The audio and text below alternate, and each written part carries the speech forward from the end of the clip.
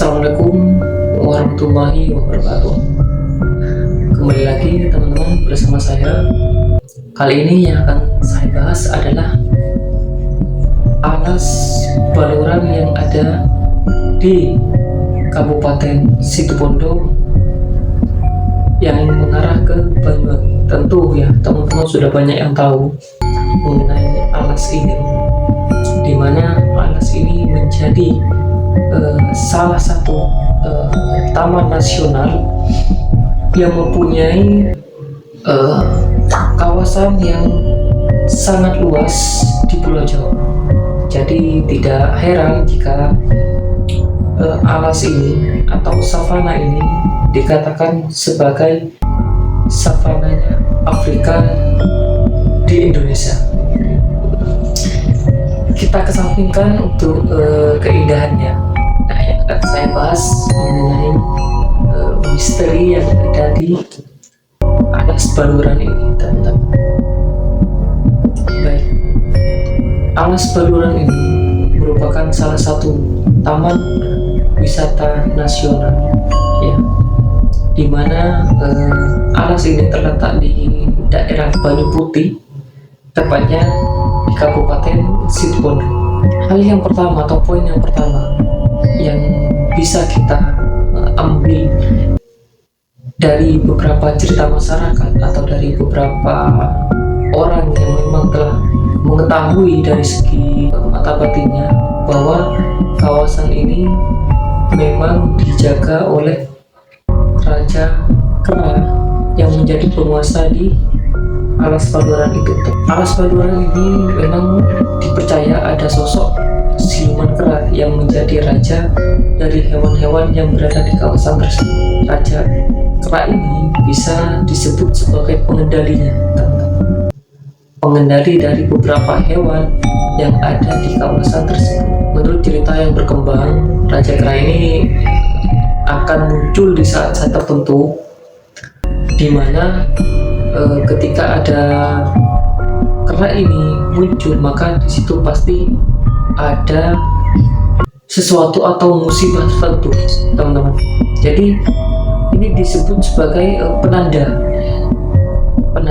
akan terjadinya sesuatu di kawasan tersebut.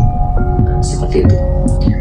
Nah, terus bagaimana cara kita tahu Raja Kera ini kapan munculnya dan pada saat apa dia akan muncul? Nah, itu biasanya ada orang-orang tertentu yang di kawasan sana, di kawasan tepatnya daerah baluran ini, yang memang mempunyai kemampuan untuk mendeteksi kapan dan di mana Raja Kera ini akan muncul.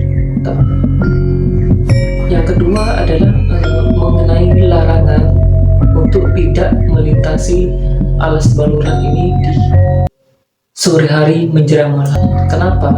Karena kita tahu ya, jalur Pantura yang satu ini dari Situbondo ke Banyuwangi, ketika kita sudah melewati yang namanya alas baluran ini, sinyal itu pasti akan menghilang. Sinyal menghilang, tidak ada penerangan di situ ya, tidak ada rumah di situ, tidak ada penduduk di situ ya. Nah, makanya ada himbauan untuk tidak melakukan perjalanan di tempat ini pada saat sore menjelang malam. Kenapa? Yang pertama adalah kalau motor kita atau kendaraan kita mogok, nah, di situ itu memang jauh dari bengkel, teman-teman, kita tahu ya. Terus terkendala sinyal juga, sinyal HP itu blank, itu nggak ada di sana. Karena saya sudah beberapa kali melewati jalur di sana, ya. Memang betul. Jadi himbauan ini bukan tidak berdasar, tapi himbauan ini memang dilakukan untuk menghindari hal-hal yang tidak diinginkan yang akan terjadi pada pengendara yang akan melintasi jalur tersebut. Kalau dari segi misteri, kalau dari segi gaibnya, di mana pada saat menjelang malam, kita tahu ya, untuk makhluk halus itu, kalau matahari sudah terbenam, maka dia akan keluar, maka dia akan beraktivitas pada saat itu, teman-teman. Nah, jadi tidak heran ya ketika perjalanan teman-teman menuju ke Banyuwangi atau menuju ke Bali, tiba-tiba ada sosok yang tidak kasat mata. Itu sudah menjadi hal yang biasa bagi pengendara, bagi sopir-sopir truk ya, itu sudah menjadi makanan keseharian dari mereka. Yang ketiga yang cukup menarik dari Alas Baluran ini adalah curah tangis. Kalau teman-teman mungkin dalam mindset teman-teman adalah curah tangis ini adalah sebuah kawasan tempat wisata, bukan teman. Jadi curah tangis ini konon itu dipergunakan untuk pembuangan mayat ya pada saat perang Belanda dulu. Itu yang sering atau itu yang sangat menonjol dari cerita-cerita masyarakat yang ada di sekitaran ujung Pulau Jawa ini, teman-teman. Jadi ketika ada pohon pisang yang ditebang seperti itu, berarti indikasinya adalah nanti di situ pasti akan ada mayat yang akan dibuang di curah tangis itu. Ini adalah salah satu cerita mistis dari curah tangis itu, teman-teman.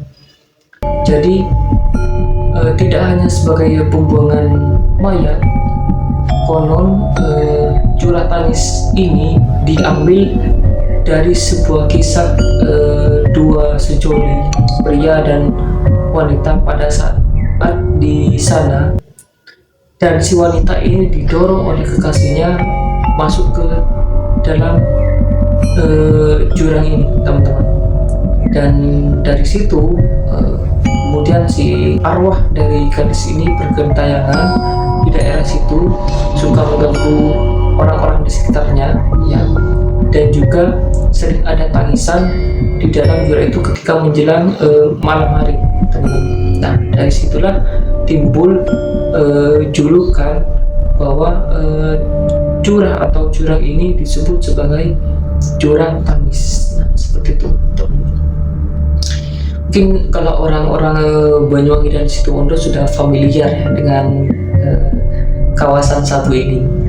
Nah, buat rekan-rekan yang pengen mengunjungi tempat-tempat ini, silakan hati-hati ya, tetap waspada juga, teman-teman, karena di daerah ini bukan hanya gelap, tapi sinyal juga tidak akan muncul.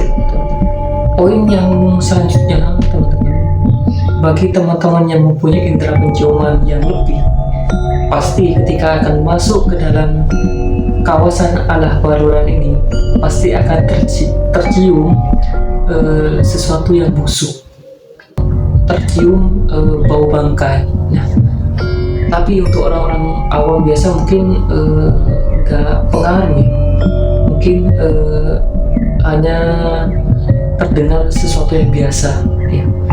Tapi kalau teman-teman peka, ketika teman-teman sudah melewati arah mau masuk ke Banyuwangi ya dari Baluran ini, pasti teman-teman akan mencium sesuatu yang busuk yang bisa disebut dengan bau bangkai seperti itu, teman-teman.